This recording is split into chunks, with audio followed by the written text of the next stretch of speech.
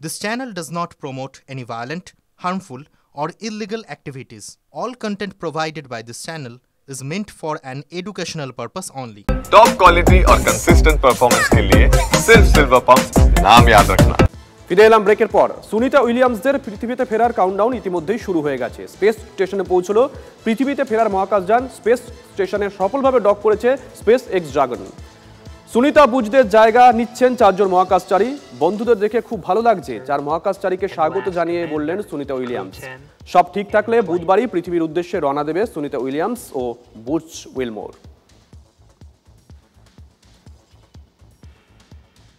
And Houston, thank you for tuning in this early morning. It was a wonderful day. Great to see our friends arrive. So thank you so much.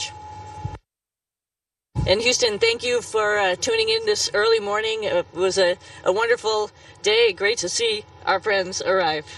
So thank you so much. Crew 10 has had a great journey up here, about 28 hours to get back up to the space station, and I cannot tell you the immense joy of our crew when we looked out the window and we saw the space station for the first time, returning for a couple of people, very first time for a couple of people, and let me tell you, that is such an amazing journey. You can hardly even put it into words. The ride up on the Falcon 9, orbiting the Earth for the last couple of days, it's been absolutely incredible, and it is something that none of us could do by ourselves. এই মুহূর্তে আমার সঙ্গে লাইভে রয়েছেন বিশিষ্ট মহাকাশ বিজ্ঞানী সন্দীপ চক্রবর্তী। সন্দীপবাবু, শুভজিৎ রয়েছি। সন্দীপবাবু, একেবারে সহজ একটা প্রশ্ন যেটা আমজনতার মনেও ঘোরাফেরা করছে।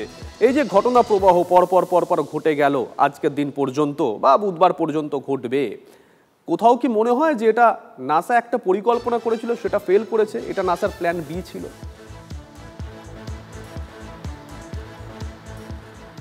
না, এটা আমার মনে হয় না।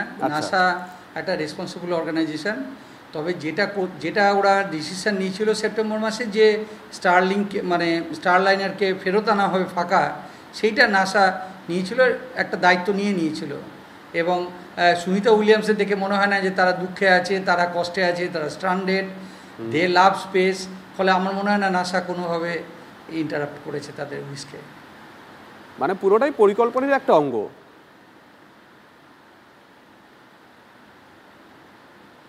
পরিকল্পনা মানে বলবো যে জিনিসটা যেভাবে ঘটনা প্রবাহ হয়েছে, এখন স্টারলাইনারটা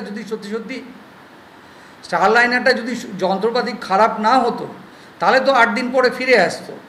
কিন্তু যন্ত্রপাতি বোয়িং যেহেতু এই প্রথম পাঠাচ্ছে, দেখুন স্পেস এক্সের এটা 14তম না 15তম মিশন, এবং স্পেস এক্স অলরেডি এই যে এন্ডিওরেন্স যে ইউনিটটা কালকে গেল, এটা already crew 3, crew 5, crew 7 already গেছে স্পেস স্টেশনে। অর্থাৎ তার কাছে একটা রুটিন যাত্রা স্পেস এক্সের কাছে। অথচ স্টারলাইনার বোয়িং প্রথমবার গিয়েছিল এবং তারা ভুলভাল কাজ করেছে এবং সেটা আগে থেকে অ্যান্টিসিপেট করা যায়নি। ফলে ন্যাচারালি তারা যে স্ট্রান্ডেড হয়ে গেল, so call coat unquote stranded, সেটা স্টারলাইনারের প্রবলেমের জন্য। নাসা একটা রিস্ক নিয়েছিল যে বোয়িংকে চান্স দেওয়া যাক, এবার বোয়িং চান্স নিল কিন্তু কাজে লাগাতে পারলো না। এটা বোয়িংয়ের প্রবলেম, কিন্তু নাসা এর থেকে বেটার কিছু করতে পারতো না।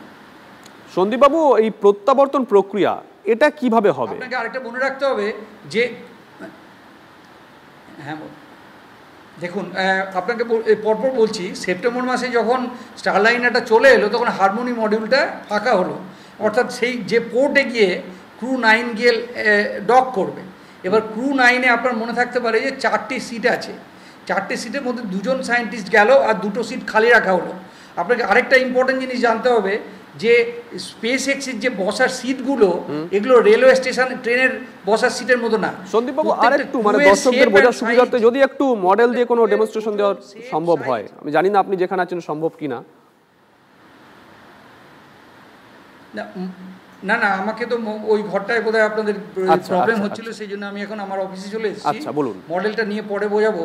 কিন্তু যেটা আমি বলতে চাইছি যে 4টে সিটের মধ্যে 2টো সিটে করে 2জন ক্রু গেছে আর 2টো সিট রাখা হয়েছিল উইলমোর এবং উইলিয়ামসকে ফেরত আনার জন্য।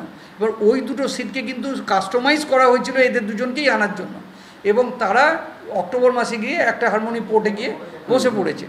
এবার কালকে যে ক্রু 10 যেটা গেল ফ্যালকন 9-এ করে, সেইটা আজকে সকাল 9:30 নাগাদ একদম সুন্দরভাবে একদম রুল বুক ফলো করে ডকিং করেছে। তাদের মধ্যেকার যে 4 জন সায়েন্টিস্ট আছে, একজন নাসা, একজন জাক্সা, এরা গিয়ে অলরেডি মেনে ঢুকে পড়েছে। কাল বুধবার, এবার যেটা হবে আজ থেকে বুধবারের মধ্যে পুরো হস্তান্তর হবে। যেমন করে একটা জাহাজের ক্যাপ্টেন তার জাহাজের সমস্ত অ্যাক্টিভিটিগুলোকে পরের ক্যাপ্টেনকে বুঝিয়ে দিয়ে যায়, এখানেও সুনিতা উইলিয়ামস পরবর্তী যে ক্যাপ্টেনরা থাকবে তাকে সমস্ত পুরোটা বুঝাবেন। বুধবার অবধি বুঝিয়ে দিয়ে যদি ওয়েদার পরিষ্কার থাকে তাহলে ফিরে আসবেন আর কি বুধবার সকালে। বেশ, অসংখ্য ধন্যবাদ আপনাকে, অসংখ্য ধন্যবাদ।